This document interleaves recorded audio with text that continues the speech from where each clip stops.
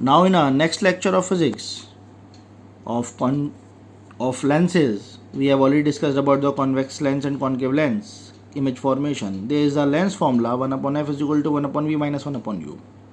For mirror we use plus 1 upon v plus 1 upon u.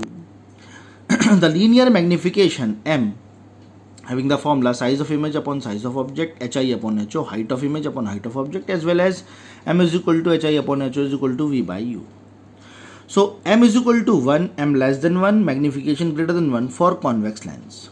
If m is 1, maybe height of image is equal to height of object. It may be the case when the object is at 2f and the image is also at 2f. V is equal to u. Another case when m is less than 1, it only means that height of image is less and height of object is more. It is diminished image. And m is greater than 1, height of image is large and height of object is less.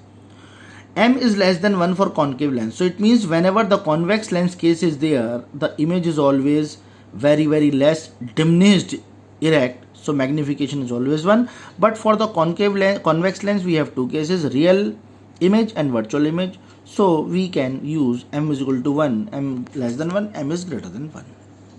Now we have a power of a lens. The ability of a lens to convert the rays of a light falling on it is called the power. It means that converging and diverging are the properties of a lens, which is denoted as a power. For convex lens, to convert the rays of light, power of a lens is positive, and for concave lens, divert the power of lens is negative. So here, the power of a lens depends upon the focal length. Focal length for a convex lens is positive, so power is also positive. Focal length of concave lens is negative, so power is also negative.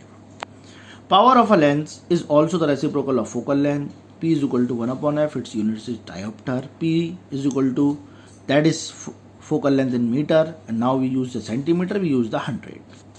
So for the power combination of a lens, we see that when number of thin lenses are placed in contact with one another, the power of a lens of the combination is the algebraic sum of powers of individual lenses. P is equal to P1 plus P2 plus P3. So when a concave lens, a convex lens, or various types of lenses, convex or concave, are combined with each other, so the resultant net power is this. For example, when convex and concave lens of powers 5 diopter and 2 diopter are combined, then the resultant power is P1 plus P2. For convex lens, 5 diopter positive, and for concave lens, power is negative minus 2, resultant is plus 3D. It means that nature of the resultant lens is convex lens. So now in our